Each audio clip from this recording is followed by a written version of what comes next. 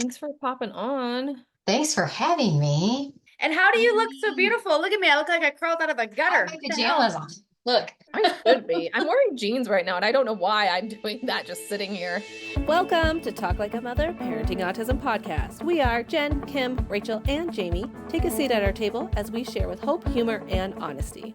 Hello, listeners. Thank you for listening in to Talk Like a Mother podcast. Today's guest is Laurie L. Hellmann, a dedicated advocate, author, and voice of hope in the autism community. With over 21 years of experience parenting a child with profound needs, Laurie has discovered her life's purpose to guide and inspire others navigating similar journeys. She is the author of Welcome to My Life, a personal parenting journey through autism, and she has a book that just came out called Selling Vegetables to Drunks, the second in her memoir series. Laurie also hosts the podcast Living the Sky Life, Our Autism Journey, sharing stories of resilience, perspective, and faith. So join us as we explore her inspiring journey and impactful work. Hi, Laurie. Thank you for joining us. Thank you for having me. I love Laurie. I love her writing. I love her personality. You guys are my favorite people anyway. And we got to hear her live. Yeah, that was so fun meeting you all finally. Yeah. And I say this, and I'm not kidding when I say this. Even if it was the same presentation, I could listen to you speak time and time again. You are fascinating. Your story, I can't Aw, wait for you to tell your story, but you're just amazing. thanks, Jen. Amazing. You can listen to my audiobooks over and over then. You like to hear my voice. Right. Everyone was crying too. It was just like the Yes. whole, it was so There literally wasn't a dry eye in the room. Aw. So I'm guessing most of our listeners know Laurie. We're all in the same circles, but do you want to just give us a little intro of your family, of your guys' background with autism and just your family in general? Yeah, yep. I have Skylar's my oldest. He is 21, almost 22, which is crazy to say. We have a daughter, Kendall, who is almost 20. She's in college at Purdue University studying vet medicine. She wants to be a vet. I guess it's all the nonverbal in our lives. She wants to work with animals that we don't speak either. And my husband Josh and I are both in the same work industry. We're both in pharmaceutical sales. We're both managers. So that's always interesting. We have a lot of stories to tell about things that we interact. But my story is a little unique. I feel like I can relate to a lot of parents who will say to us, like, well, yeah, but you have a partner. You don't know what it's like, having a child that's as severe as Skylar. Skylar's nonverbal. He's never uttered a word in 21 years. He is incontinent. He needs help with every single task. There isn't anything he can do completely independently. He needs help dressing, showering, all that stuff. And I became a single mom with both kids after 10 years of marriage to their dad. And I met Josh probably 4 years after my divorce. And Jen always likes this story, but but he just kind of walked into all of our lives and picked up kind of like he'd always been there. He adopted Skylar. I talk about that in my first book in 2018. He's gonna kill me for not knowing exactly.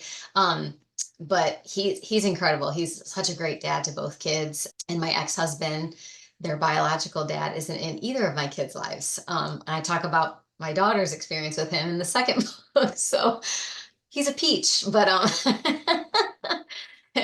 so it's been a lot. Skylar had seizures when he was little.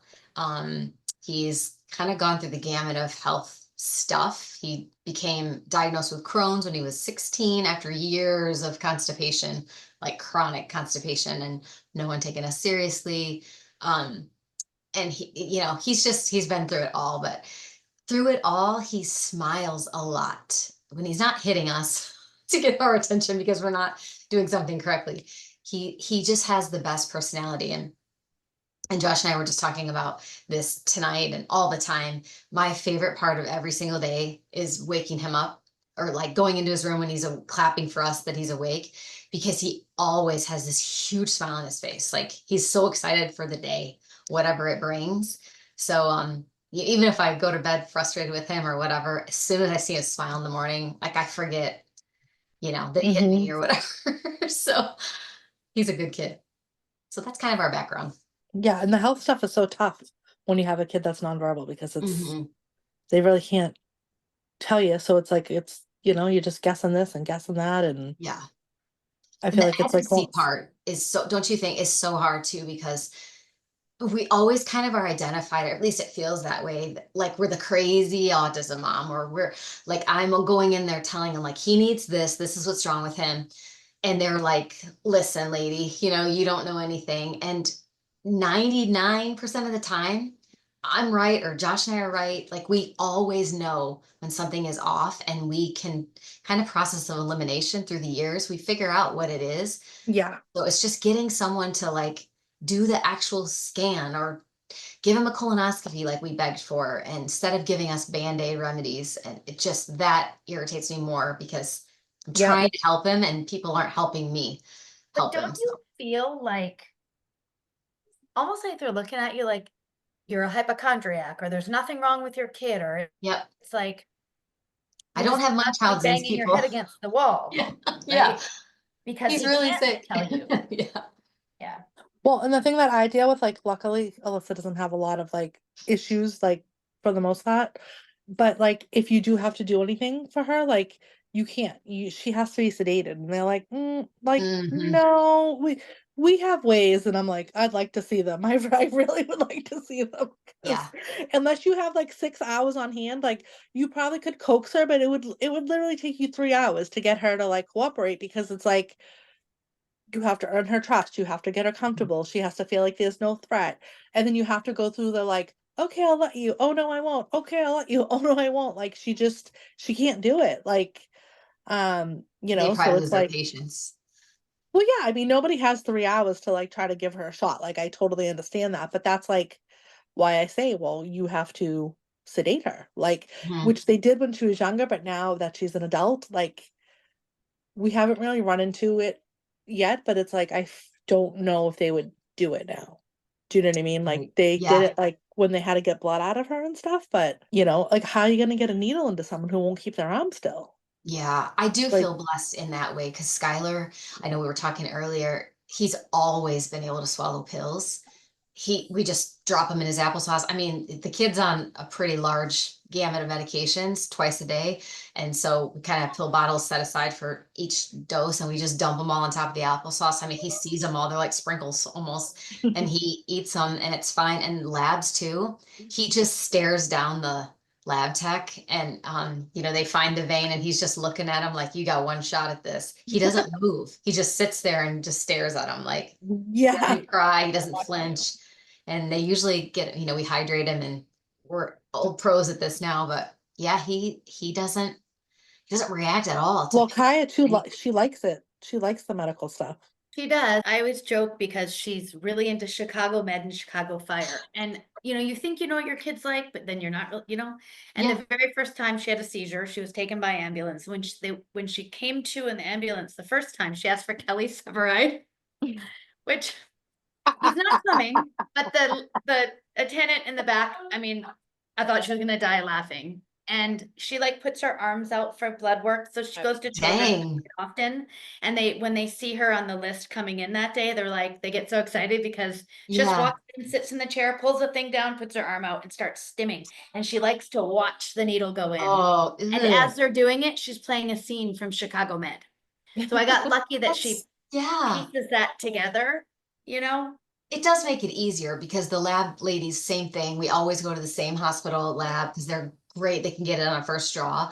And as soon as they see him, they're like, hey, Skylar. And then they like, come on back. Because we always have him in his stroller or whatever. They're so nice to him. And he trusts them. Kind of like you Yeah. said, Kim. I mean, now that he knows it's the same rotating about 3 women, um, he trusts them because he knows they can get his stick pretty quick. Yeah. But I like what you said, because I've said that. I'm like, you have one shot. So I said they brought a person, and I know that you have to learn how to do things, but I said, I'm really sorry. Not She training can't up. be the person you practice No. on. You can't, we can't have a bad experience. So they were great about it. They didn't have him do it. They let him watch, but Mhm. then they brought in the Yeah. good poker. Like, I'm like, you have one shot. And if you Get your don't get it, best. you That's have what to I always leave. say. I'm like, I need your best person. That I say that about myself. like Yeah. Jesse, they'll come in. So we've had 2 shots within like the last 6 months that he's had to do. And one, this lady comes in, I tell her, I'm like, okay, I was like, this is gonna be tough. We might need to bring someone in to help hold him with me and all this stuff. And she starts talking to him and she's like, okay, I'm gonna do this. I'm like, no. I was like, you need to just stab him. And then this time we went in and we got another nurse and I was like, just do it quick. And then so she just did it. And I was like, there's no messing around. But I was gonna say about like our kids, and my son is verbal, not always the best at communicating, but he is verbal. So, but I do feel like for you ladies with nonverbal children that you just know your child so well because you have to. And so the fact that people don't trust that can be so frustrating. Like even, I mean, even for us, sometimes I'm like, I'm pretty like he's doing this thing. He doesn't normally do that. And they just look at you like, are you sure? And it's like, yes, I'm not just making things up. But I think people really don't understand that relationship between a parent and a Yeah. non Well, child. I feel like they always like, I remember even when she was young, like, they had to get, I don't know if it was getting blood or do a shot, and I was like, we're gonna need like two more nurses in here, and they laughed at me, and they're like, no, like she's this little thing, and Mhm. I'm like, and me and Neil are like, okay, and with three of us holding her down, they're like, yeah, we need more help, we need more nurses in here. It took 5 people to hold down a 5-year-old. I mean, this girl was so strong, like you Yeah. couldn't. You literally had to hold every part of her body because Mhm. she's bucking, Poor she's girl. shaking, she's like, so yeah, it's like, and they're like, wow, they can't believe this. And it's like, well, if you just believe me from the first place. But That's like, what we go through too, I, like x-rays. We tell them in the beginning, like, listen, just get the machine, get everything ready. Then we'll put him on the table. He's not going to lay here. We get one shot at that too. Same with the CT, same with other stuff. We will hold him still. Trust me. And they're like, but are you guys going to, I said, Josh always looks at him and is like, we understand the assignment. We know how to do this. And so like I literally hold his head for like the CT and I'm like saying to him like it's okay, no one's gonna hurt you, whatever. Josh is like holding a death grip on his legs. And they're like always, as soon as it's over, they say, oh my God, how did you guys we're like, we told you, we're used to this. You just tell us what you need, tell us when you're ready, and then we'll do it. We're not gonna pressure him and like do this for 10 minutes while you exchange the films and do all the things. You get exactly. 1 minute to get this right. And it's just frustrating the people who are not to age discriminate, but some of the younger people that are like the ultrasound techs and stuff, I mean, I'm like laying on Skylar's bottom half and Josh is laying on the top half because he has to do an x-ray of his hip. We were just in the hospital recently and the kid is just looking at us like, I don't know if I'm gonna be able to do this if he can't sit still. I'm like, just do what you need to do and don't worry about me sweating and whatever. And they've never seen adversity like that. They just are trained in school that you just do it like this and it's no big deal. Try getting a patient in there that moves around, that struggles. Like they should all have to practice on someone that's not a, you know, traditional patient that does what you tell them to That do, just laid there. you know? Yeah. We've been going to the same dentist. I started real early with her, like 3, just, Mhm. going in. And they're really good and they do specialize, but there was a brand new tech. She was lovely, but it was the same thing Jamie was. She didn't stop talking. And I finally had to say to her, we can't do this right now. Like, you need to stop talking and just do it because you are stressing her out. Yeah. Like, you're talking, nothing is, it's too much. Just Yeah. do it. Yeah. Don't tell her what you just do it. You're not trying to be mean. You're just saying like, this is going to go better for all of us if you Yeah. just do what I'm telling you to Speed do. it up, please. And Yeah. it's funny because like Alyssa's the opposite when we go to the dentist. They have to show her every single thing. They have to show it to her. She has to hold it and examine it. Like everything has to be like this slow process because she won't let them do anything to her.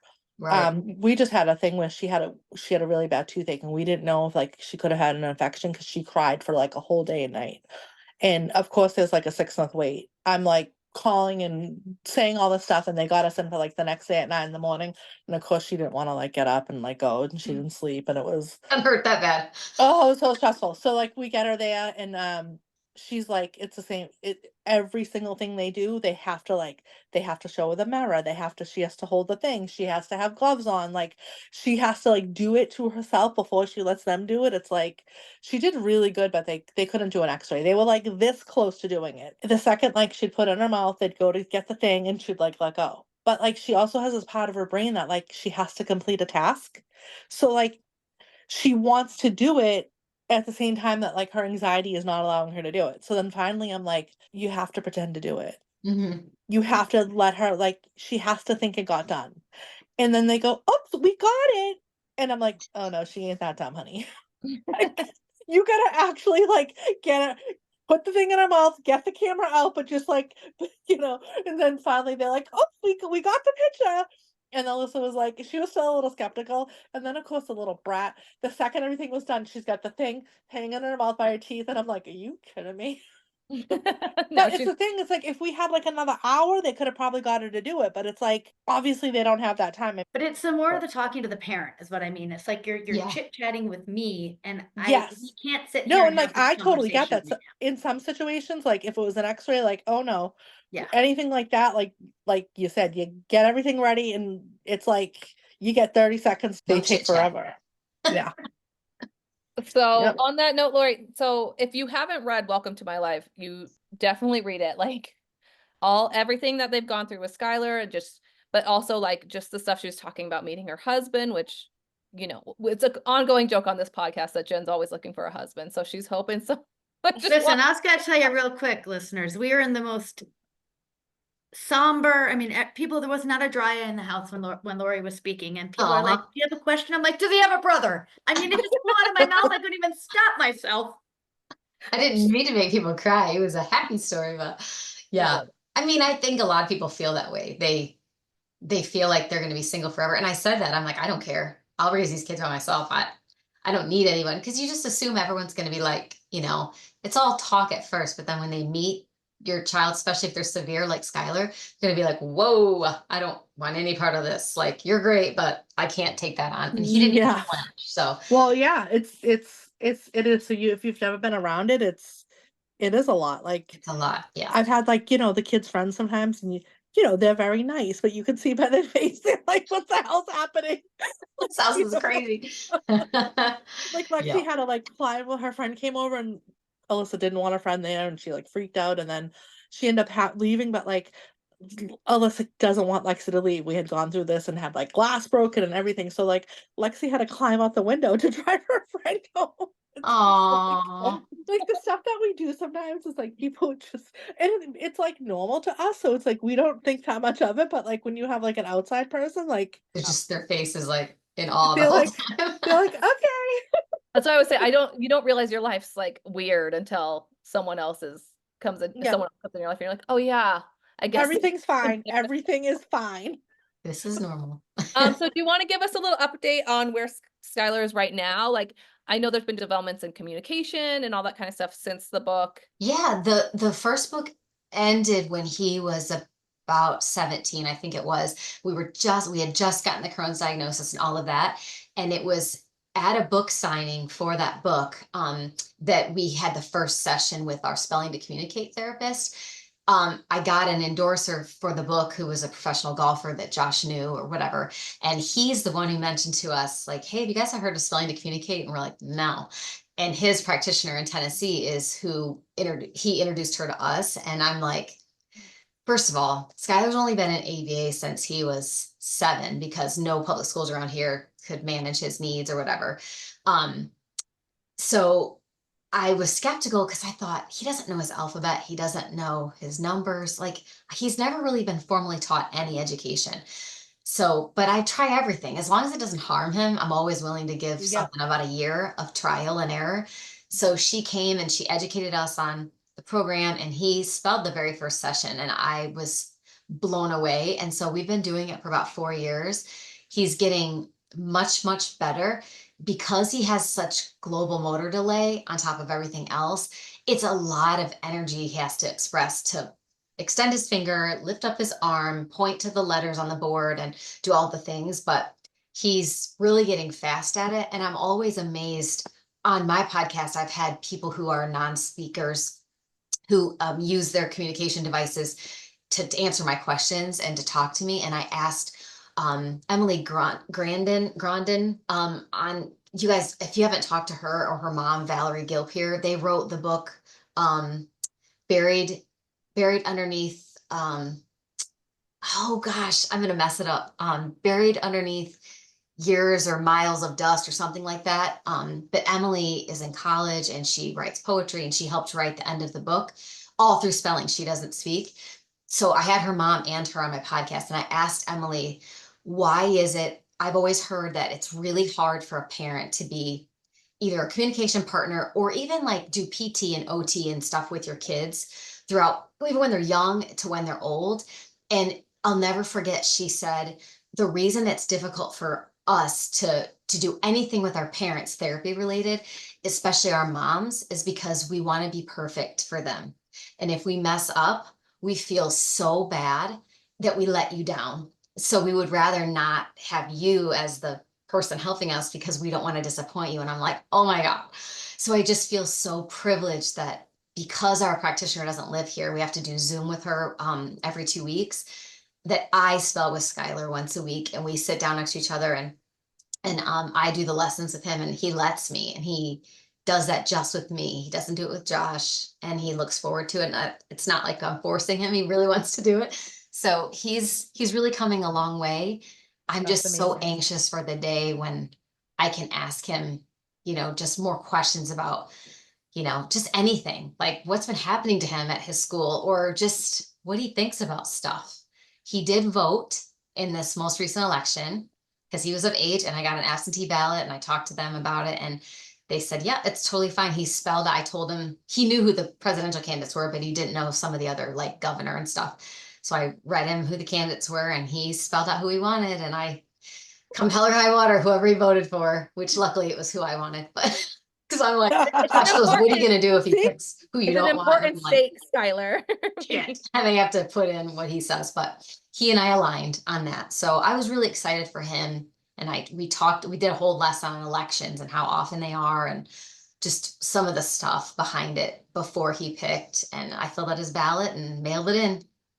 I remember That's you saying amazing. something about like, oh, who's the president? And he like was able to spell it out and you were like, what? Like, Yeah. it's like, That's what's so amazing is I get questions from parents all the time. What age can they start spelling if they're nonverbal? And do they have to know their alphabet first? And Skylar's a perfect example of you don't have to formally teach them their alphabet. I'm sure his 21 years of Sesame Street really had an impact on him. I mean, it had to have. well, I think they Um, memorize stuff too. Like yes. so And I then feel like just it's like, they yeah. hear us talking and they watch the TV behind us and he's listening to the news and reading billboards and the radio and he's constantly being, educated. It's just There's not so much in there formally. that like we just don't realize. Like I feel like Yes, we just so much underestimate because it's like they can't for show us sure. really. So it's like it seems like they know a lot less than they do. I know that sounds terrible, but I'm just saying like No, I but I was also get the guilty thing of with it. Alyssa where people think that she understands stuff and I'm like, Mhm. she does not like she does not because she says yeah to everything. So it's like there's like this like weird balance, but like sometimes she comes up, I'm like, how the hell did she know that? And it's like just over the years, like so much different stuff that I'm like, okay, like I had like she knows the days of the week. Like we don't have Mhm. calendars in our I don't know how she knows the days. Like she knows to take a shower tonight because she has school tomorrow. Like if I try to get her to go to school on a different day, she immediately knows. Like how does she I would have bet $1 million that she didn't know the days of the week. Yeah. There's no way. Like how would she know that? Like she's like we've never taught her that. Like it's not there's Hmm. no really need for her to know that, but it's like, no, she knows every single day without a calendar. We even tried to trick her because they added an extra day. So when we were on vacation, I took the dates off all her devices. So I'm like, this must be how she knows, right? This is the only thing I could think of because it shows on the iPad. And nope, she still knew. I'm like, how the hell does she like? But like that's just like one silly example, but like it Yeah. just was floored that she can track that. Like, Well, and I'm always amazed, like Skylar's not of the iPad generation, really. It wasn't around when he was little, so he's never, and his mobility, I think he struggles, even with AAC devices, he always struggled to swipe things or whatever. But like Jen, seeing your posts about Kaya, like making an Amazon, Christmas list and stuff, like that is the stuff that blows me away. And yep. Cooper texting and like, I wish Skylar's mobility was a little bit stronger because I imagine if I was able to give him my cell phone that he could text because he can spell. He can spell, he knows words that I don't even know how to spell correctly. And just the knowledge, the base of knowledge is so broad So, for her to create her Christmas list on Amazon and to navigate that stuff at her They're age, really so it's just- resourceful though, right? it's Like crazy to we me. were going out to the store one day and she started making noise and I'm like, what's the matter? And she ran and she got this little ice cream cup from a toy that she has and she showed me the ice cream cup with the sprinkles on it.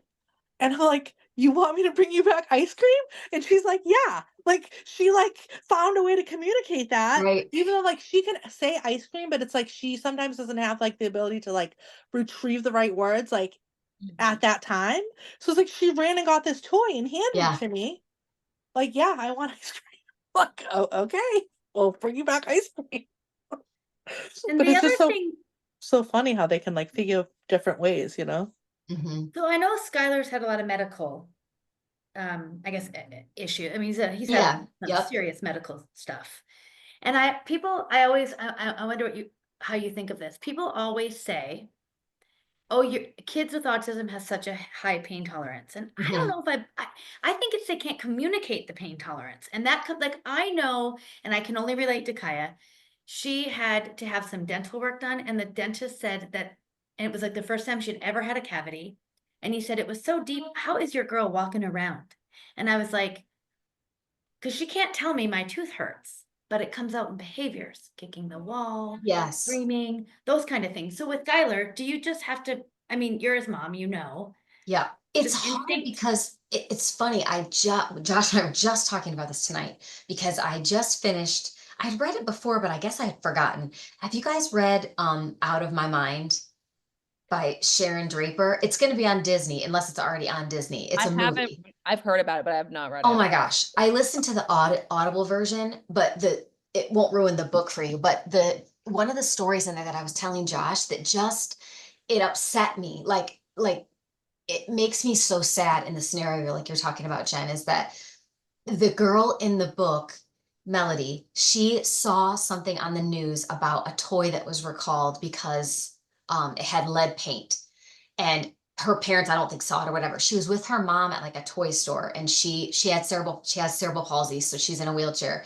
And she saw the toy on the shelf, and she started what I would compare to Skylar's SIB and stuff, and just hitting herself and having a tantrum, as people would call them, in just a moment. And she was reaching at her mom, and her mom's reaction would have been exactly like mine. She's like, no, you don't need any toys. You've got stuff at home. And the girl ramped it up and just kept it up. And the mom's like, stop behaving like that. You're acting out. This is disrespectful, blah, blah, blah. And she kept it up and kept it up. And everyone was staring at her. And she was saying to us, to the reader, like, it's so hard being nonverbal because I'm not a brat and I'm not acting out. I'm trying to save other kids from getting those toys and getting sick because I know that those are hurting people. But the owner of the store doesn't know and they haven't pulled them from the shelves. My mom doesn't know. And so she like had to kind of throw up her hands and just give up because they'll never understand until she got a talker and is able to like communicate a little bit better. But I think that way with Skylar. We spent the last couple weeks, we were at the hospital and they were poking and prodding him and doing every test for the bruising in his hips and everything that was happening to him. And he takes it all in stride. Like he did every test they wanted. He had IVs of antibiotics and fluids running through him. And we're just looking at him like, Skylar, how did this happen to you? Like I was afraid CPS was going to get called because they have no explanation I for was just why gonna he ask you is that. covered in this massive bruise on his legs and all this stuff. And he doesn't act like it hurts. They still are asking us, does it hurt? I mean, can he walk? We're like, well, yeah, but it's swollen and it's hot. And it's the only time Skylar ever freaked out when these doctors kept coming into the rooms is when they were asking us questions about him. He was freaking out at his stroller and losing his mind. And we're like, it's okay. And I finally, I said, I'm sorry, just a second to the doctor. And I said, Skylar, we're not talking about you. We're explaining we saw 9 doctors in a total of 2 days. They were all different. Not one we saw twice. And they kept asking us the same questions, telling us the same things. And So Scott's getting frustrating. pissed because they weren't talking to him. They were talking to us.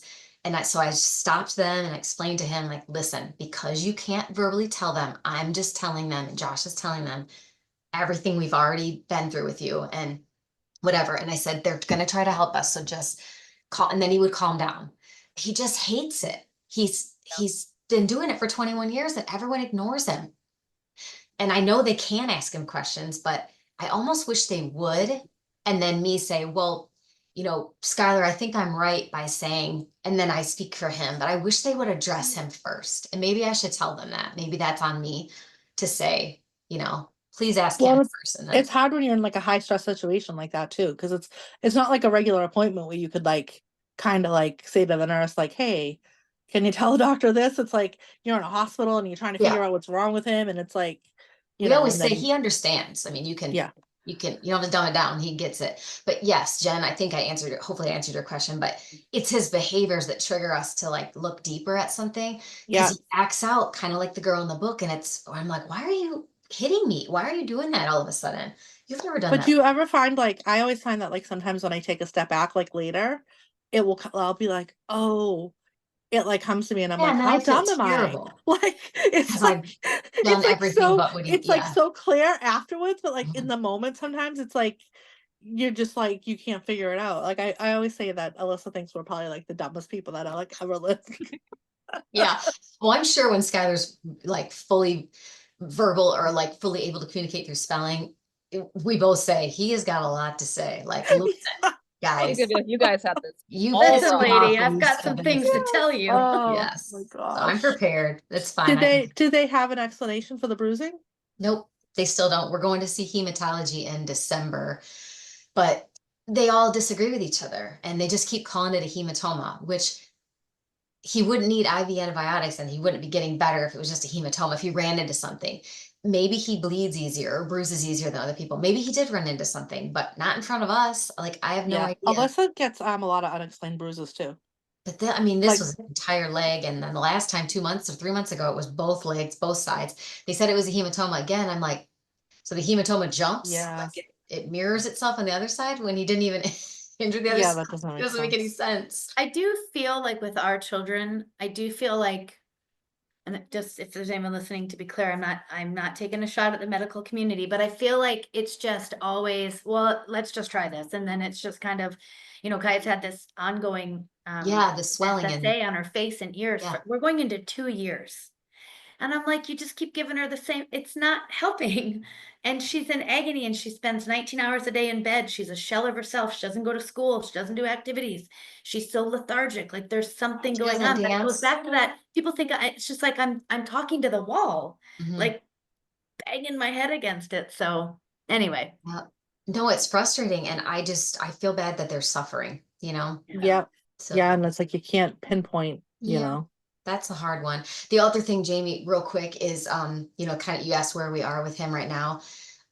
I'm, I back into the, dare I say, jealousy or comparison phase with other people, which we all go through at certain points, like driver's licenses and graduations and stuff. I've gone through it in many pieces. I feel like right now, some of my closer friends, virtual friends with kids that are older, they're finding like housing and they're like their kids are kind of becoming a little independent. They're just like Skylar though. They're nonverbal and they need help with pretty much everything, but they're getting caregivers and they're getting, a housing situation figured out. And I'm like, I want that, but yet I don't want to let him go. I'm Yeah. still in that stage. And with all this medical stuff we've been going through, the doctors keep reminding us, like, he's going to be 22. Everyone keeps starting every conversation with me with that. And so they're like, you're going to have to find another doctor. And I know, Kim, when you were on my podcast, we talked about this, but like, with us getting ready to move, I'm like, can you just see him a little bit longer? Because And I they I don't can. want to get a new doctor for like 3 months if something happens to him. We'll try not to come to you at all, but if something happens, can we at least stay? And they said, because you're moving, you can go ahead and stay here a little bit longer. But it's just this 22 thing is, I knew it was coming and we've done a lot of the other stuff at 18, the guardianships, the SSI, all of that. But this is a whole nother thing now. And some days I'm all in my feelings and I'm like, we're never going to be empty nesters. Like, how am I going to do this? I'm almost 50 for another 30 years or whatever. I don't know if I have it in me. And then the other side, I'm like, I don't want him to go anywhere else. I still want to see his smile every morning. I want to be the one that wakes him up, all of that. So it's tough. And I try to put silver linings on everything and try to let go and let God, but sometimes I can't. I'm just too controlling for that. I think All 22 figured out. is a really, really hard. That was one of the hardest transitions for me. Like that brought me back to like everything. Cause it's like they turn 22, but like with our kids, like it's just a number. It means nothing. It's like she's not an adult. She's never going to be an adult. I shouldn't say never, but like foreseeably, she's probably not going to be an adult. What is 22? What is this magical thing that's supposed to happen at 22? Like it's like they still need the same services. They still Yeah. the same like specialized medical care. They still need all the same stuff, yet they don't get access to any of that thing because like someone just decided on a number. Like it's just it was very, very triggering for me because it like reinforces that thing like it feels like people just don't care about our kids. They Like just write you off at that point, and yeah, that's and I know it's changing and I know there's, a lot more awareness and all that, but like it still feels it like I very much got that when she turned 22. Like like I really struggled with it. And like I mean now I'm kind of like, we figured out the important stuff that we had to figure out and like you're kind of at peace with it. But like when we just had this whole dental thing, it brought it all back because it's like I don't know. It's just like it feels like you just can't do anything in like a normal process, and it's like just like so frustrating with the way people like I feel like kind of look at them. Like it's Mhm. just you know, I it's don't just want people very to expect more out of him because he's 22. He's the same as he was when he was 12 and 14 yes, and exactly. 16. He's still going to need us to hold his arms when he's getting blood and to hold him down for stuff. And he's I don't know, but It's just so cognitively, silly I where our find kids that are he's, concerned. Like nothing changed from 21 to 22. Like you it's the know, same, and but Well, yet they change all the things that they're able to get, which is like crazy. well, no, those resources fall out. I have a friend, I mean, I don't know how it is in other places, but she was talking about the dental thing and she's like, there's a dentist or that will take disabled children, there's probably like 5 in our city or a couple that specialize in just special needs or the hospital. She's like, when my son turned 22, there was one dentist within like 5 cities that took, and it's like, which logically there should be more disabled adults than children because, like just through time. And it's just interesting how like people just think you just it magically goes away when they become mhm, adult. yeah, Lori, so let's talk about your new book, which is Selling Vegetables to Drunks, Lessons I Learned yes, as an Alcoholic's Daughter, which is like, Yes. it's just so funny because it's like, it's like we kind of know you, I know you, and then like The name just cracks me up. I love the But of name. course, not knowing what the significance of it before, I'm like, well, that's an interesting name. That's a I grabber. know, Now I know why, know, which is even more interesting. So And yep, it's tell us just like about a whole other element to your life. Like this whole, we at this point had known what you'd gone through with mhm, Skylar, marriage and all that kind of stuff. But like, this was like, oh, wow, like you have been through a lot, lady. And I just think it's amazing and also really cool that you're sharing this now at this point. thanks. What question. inspired you to Did you talk send your about? ex a signed copy? Sorry, James. That's that one question. Did Did I you send set him a signed copy? which one?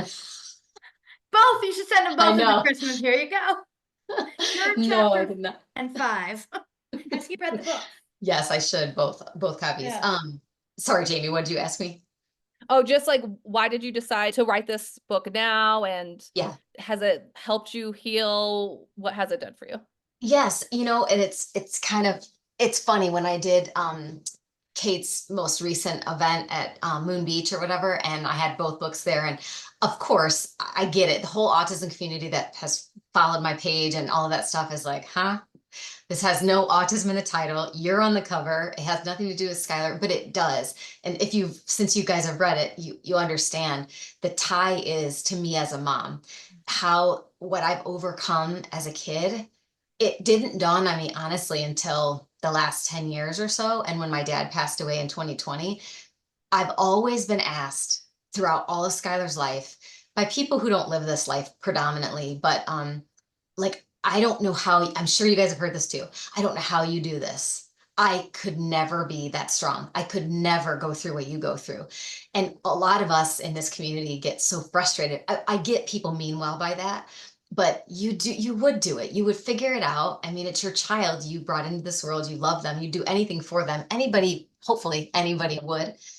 But I thought about that comment. I never knew how to respond to it. I would always just say, thanks, like, you know, it's not easy or whatever, but I just kind of blew it off.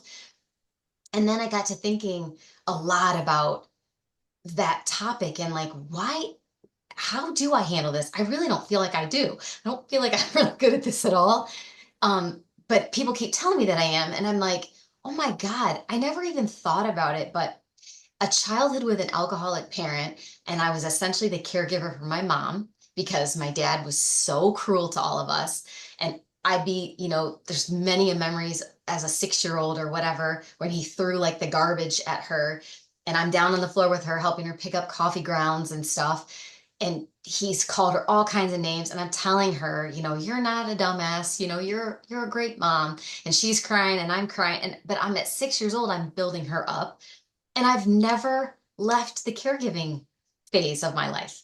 I cared for her, and now I had a baby and I'm caring for Skylar. And I don't feel like he could have been given to a better person prepared for him. I have never always felt that way, but I think God purposely, or whatever you believe in, it was all of this stuff was placed in my path on purpose.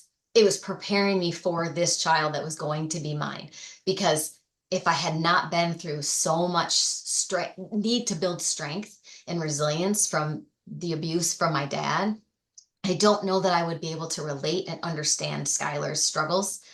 Granted, I didn't have autism, but I had my own stuff going on as a kid, and not feeling loved and not feeling, just being abandoned and all that stuff. So I double down on my kids. I make sure that they're not ever feeling unloved or unappreciated, or, that they're not worthy and all that stuff. So the book ties in my parenting lessons that I actually learned from my kids. It's parenting them, like the whole I'm fine chapter. I've gotten a lot of comments about that one. How many times do people ask us how we are? And we're like, well, I'm fine. When we could have had the entire world come down on us with our kids that day, but it's too much to tell anyone. They just want to hear that you're fine and then move on. So I've been an actress my whole life. I've always shown up at school. I've always said I'm fine. Everything's great. And so when I wrote this book, the majority of the first readers were people from my hometown. And I have hundreds of emails, texts, Facebook messages, people like, Laurie, I grew up with you and I didn't know any of this. Like, you were always smiling at school. And so when I give talks and I do stuff and people are like, God, you're so strong and you're so positive. Like, you have such a silver lining outlook to Skylar and all this stuff. Maybe it's because of that. I don't know. I'm not pretending. I just try to find the good in it because I don't want to go back to that little girl who was pretending and was sad all the time.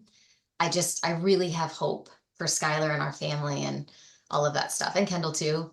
So that's kind of where the book came to be. And it does relate to autism because Skylar is how I learned so many things, about myself. And I think it's like you just got to make the best of your situation. Like what other choice do you have? Like, Right. you can't sit there and cry about it every day. Like, it's not going to change anything. So it's like, I feel, and I know everybody, I know we all have the times when, maybe in the beginning when obviously that's a little bit harder. Like, you kind of learn, you learn to cope basically, but it's just like, I always thought that was the craziest thing. And like, in hindsight, like, I was 22 years old when Alyssa was diagnosed. So like, I'm like, how did I do that actually? You were just a But baby. it's like, people would say stuff and I'm like, what? Oh, is there another option? Should I just bring her to the fire station? Like, I don't, like, it's just like wild when people used to say that. Like, what do you mean? Like, you don't feel like, I never felt like I was doing anything out of the ordinary. I'm just taking care of my kid and I'm just trying to relate to her and help her the best way that I can, and I don't know. You got to learn to laugh too, I think, at yourself, at your situation. And sometimes it's not funny in the moment. Like, we get together and we're like, oh my God, and then we'll laugh and make jokes, and it's obviously not funny when it's happening, but like, to be able to kind of like, You get make hit by light of life. stuff, like, You because get hit by life. it is so funny how people just say the same stuff though. It's like, you're just like, Well, what I mean, like resilient is what like I took from this book. I mean, both of your books really, but Yeah. like I just think it's so interesting. Your whole journey is like, and for those who haven't read the book, definitely check it out. But it's kind of like, her growing up with an alcoholic father and being treated horribly and made to feel like crap, but not really knowing that that wasn't normal, that wasn't life, which is really sad and hard, but also in a beautiful way that resilience prepped you to be who you are because you didn't live a typical normal cookie cutter life. You didn't necessarily need that as an adult. So it almost kind of made you the perfect mom to raise a child with a profound disability and then a child who's a sibling of someone with a profound disability because you had to do it your own way anyway. And um what I really took from is like all you knew is that you wanted to make sure you loved your children and they knew that. But you were talking about like right before you walked down the aisle and your dad said, "I hate you." And I That was was my like, sister. oh no, that was your sister. Sorry. Yeah. But she was telling me that I had heard it for the first time when she was telling me that story in bed when we were laying in her bed. And I was just Yeah. like, but just, I mean, I don't know. And that's, I should mention that's a big part of the book too, is your sister is in the book too. And it's really cool because they both do the audio version. I half read half did the audio because I had to listen on a plane because I get motion sickness. And they both do a really great job, which is really awesome. But Thanks. just your sister popping in and sharing her stories too, Mm-hmm. really cool. And just how much you guys want to love your kids and all that, because you didn't really ever feel that love or like feel like you were a priority. And it's funny because I started this book first before I wrote the other one. Probably I started this, gosh, my first book came out in 2020 and my dad died that year, but I probably started this in God, like mid to early 2000s. I knew I wanted to write a book and I always wanted to write a book about my childhood.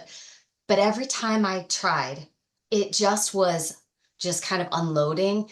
Josh called, he read several versions, like years worth. And he's like, it feels like you're on a vengeance tour. Like you're just telling stories about your dad. And I mean, I cut a lot out of this book, but just all of the things, because I had my lifetime of built up stories, but it didn't have a point. Like it just didn't really have a point. And then one of the ladies who like kind of mentored me is kind of like my life coach, really. She's like, I really think you should write about autism. And I'm like, what? I just didn't want to always be identified as Skylar's mom, like autism mom. Like that's not my only title. I have a daughter too that's neurotypical. I have a job, I have a career, like just all these other things. I don't know why I always tried to separate myself from being just an autism mom. And I thought writing a book about being an autism mom was just kind of pigeonholing me. That's my identity. That's all I am. But I did it anyways. I started the podcast. Everything was autism related. And then when my dad died, and the whole book is centered around my road trip to bury him with my daughter, this book wrote itself. I'm like, oh my God, just telling her stories and her reactions and linking that back to like, oh my gosh, I had that same moment with my daughter. And then Skylar, oh my gosh. So then the stories that I said made sense because I'm like, I didn't even think about that, but that happened in my childhood. And I handled it this way with my kids, which is opposite of my parents handling it. I wish they would have done this for me. And then I'm like, that's it. That's the book. It's about me as a mom now. The little girl me turned into the mom me that my kids need. And Which is I'm so great that you're able to break the cycle too, because that yes. can be really hard. For sure. And I just, the biggest thing for me is, my dad's one of 7 siblings. He's a triplet too. And it meant the world to me that my aunts and uncle believed in this and they were okay with me writing it. Yeah. And I've met with them several times and they told me some stories and things, but as soon as they all read it, my cousins all read it and everyone called me, like, this is so good. I'm so proud of you. And that all I worried is that they would be like, I can't believe you did this. Like you tarnished, our family name, whatever, but nobody said that. Everybody's really happy with it. So, that made me feel better. So That was one of it's the out first there. I just want to say real quick about your first book. I know we're talking about the second one, but that was the first book that I could actually read about autism, if that makes sense. I have a very hard time. When Kai was first diagnosed, and bless people's hearts, they were sending me books and, all the things about autism. And it was actually, your book was the very first autism book that I read. And You have to read the first one. It's profound. I mean, you're a talented lady. It's a beautiful book. Oh, thanks. I just- just wanted it to be funny and like realistic. Yes. I didn't want to give advice because I only have one experience at Skylar. I can't say that not to ever do, hippotherapy or don't do ABA because, I don't want to do that. I just want to give people opportunities to know about things that we tried because it was so long ago, and that it's okay if these things fail. Like, it didn't work for us. I mean, we got a hyperbaric oxygen chamber because everybody kept saying, the minute you get in that thing, your kid's going to be talking within a month. Mine was. Skylar, we did it for 2 years and nothing changed with him. And maybe some people it did, but it didn't for us. And it's okay. The diets didn't work. Nothing worked. But that's not our journey. Maybe spelling is going to be the thing. It just took us, till he was an adult to find it. Who cares though? Because you know what? Maybe at an earlier time it might not have had the same success. Like Yeah. you just like you said, it all happens. Things happen for a reason at the right times, because we did all the same stuff too, and it's like I'm like, oh well, this and that. We didn't do the hype. I don't think I would have got a listen in one of those, but like I did read about it, and I was like, and then he I'm was like, tiny, so I was like, But it's like I'm like, you never meet the people that actually works for. It's just someone Right. on the internet. It's never I an actual know. human being. You're like, wait, who are True. you people that this is as much? But I was gonna, so okay, this kind of, I'm gonna go way on our journey here. But like when you talked about that, we just mentioned how you didn't want to be identified as like the autism mom. And I say this now that we're on this podcast all together, where we all talk about this stuff all the time. But that's how I was at the beginning, because I remember seeing other moms whose the children have been diagnosed, and that became like their identity to me. I was like, oh, she's just going to talk about autism, and you don't really understand why. And then when you do that, you realize, or when you go through all this, you realize that you want to just put a message out there that like, hey, I'm just doing this so you understand my child, and that the world can accept them more, or give them more resources. And you do feel really isolated. And so I think it appears to other people that it does become your whole persona, but it's like, no, that's just what I'm talking about online. But there's so much more to me. But to bring that back to your book, I thought a really cool thing about it was, in that same way of like keeping things in and not talking about them, it's like you had never really talked to your daughter about any of this. Mm-mm. And that's a really cool part of the book. So in the book, Laurie's on a road trip to go bury her father and his funeral and all that. And she's telling her daughter all these stories. And once they get to her hometown, she's taking her around and showing all these places. And it's really cool to see Kendall like learning all this about you, or read about her learning all this. I mean, it really sounds like a movie. Yeah, it does. That's how I kind of wanted it to play out. Like you can envision a I mom and a think daughter this in the could be a car. movie. I even thought, I was like, you should write this as like a fiction of some sort. It would make it a movie, because it is such an interesting story. But then how that unlocked with your sister as well, once you met up with your sister, and then her telling stories or you telling stories, and how that like meshed or didn't mesh. And then, like you said, with your dad's siblings, how that also unlocked things for them. So like how this, I don't know, in both your books, this kind of thing like speaking out, how it unlocks so many things, and how it really does help people heal Mm-hmm. and feel less alone, which I think is really beautiful. But I thought that was a really cool element. And just hearing everything from Kendall's perspective of like, what happened? And you've lived that, and you're her mom, and she never knew that about you. And it's And that's, I think, one of the beautiful things about your writing is, like Kimmy said, it should be a movie, but it kind of is, because when you're reading it, like Jamie was saying, like you're literally picturing you in the car with Kendall. Mm-hmm. Like you're picturing you in the car having this conversation as you read these things. It's not like you're just reading words on paper. It's beautifully written. Thank you. That's kind of why I stuck with the black and white covers, because I got such great feedback about Skylar being on the cover of my first book.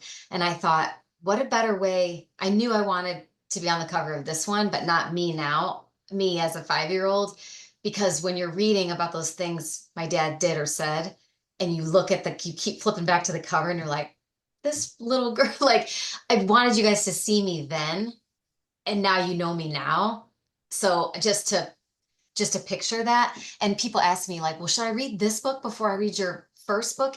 And that's the whole point of the Purposeful Journey series, really. If you want to read about me now as a mom for Skylar's mom and autism, read the first one. If you want to learn about me and how I became the mom that I am, then read this one first. It doesn't really matter.